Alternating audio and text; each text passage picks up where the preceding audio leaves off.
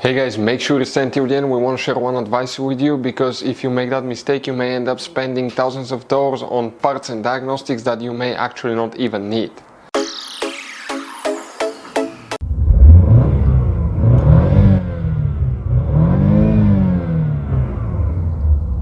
Hey guys, welcome back to Electrical Car Repair Live. Thank you guys for watching and subscribing to the channel. Today will be super helpful video to any of you guys having a Dodge Charger, the generation right here from year 2014 to year 2024.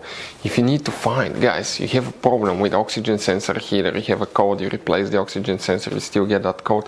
It could be a bad fuse or a relay that causes that. We'll explain where you can find fuses, relays for oxygen sensor heater, and if you need to buy parts, tools at a good price, that way do not waste money and time. We'll share the information in the video for you as well. So let's start on it now.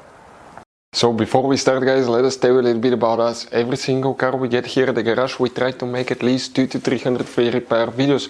We take them completely apart. We show you how to do almost anything. How to fix engines, transmissions, electrical components, codes, fuses, relays, all that stuff. Why we guys do it? Because our mission in the shop is to save you as much money as we can. All we need in return, please subscribe to the channel, like the video, that way we can keep making these absolutely free videos for you. And if you want, guys, please check out our YouTube channels. We have more than 15,000 free repair videos that can save you thousands of dollars in future repairs.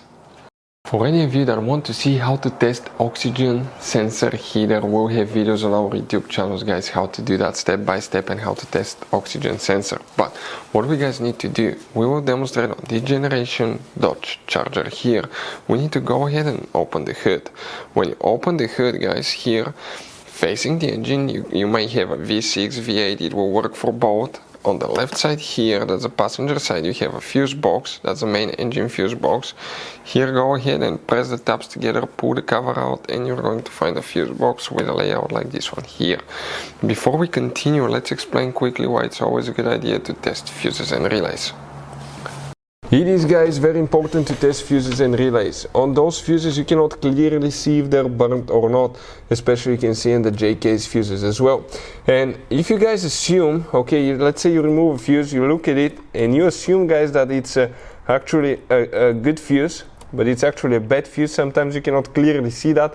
What can easily happen, guys, at that point, you can put the bad fuse in and you start replacing parts and tools that you don't need to, so you lose your time, you lose your money to fix a problem that doesn't exist, when all we had to do is test the fuse and replace it. We'll put a link to a special video that will teach you how to test fuses, how to check relays very easily as well, guys. So check it out, it will be in the description of the video below. For the oxygen sensor heater, which fuses and relays we need to check, we will need to check multiple fuses that are for engine management, because there is very limited information exactly what they're for. So check all of them, most likely one of those is for the oxygen sensor heater. In this row of little fuses, the first fuse you need to check is known as fuse 31, right here. Then you need to go and check fuse 34. After that, 35. You need to check fuse 37. Relay 63. Next, guys, you need to go ahead and open the trunk. In the trunk, leave the carpet liner up. Underneath you have a spare tire, a car battery. Behind it you have a fuse box. You can see this is a closer look of that same fuse box. Pull the cover out by squishing the tabs together, and underneath you have that layout. We need to check relay 29 right here, and some of you may have relay 14 in the corner right here as well.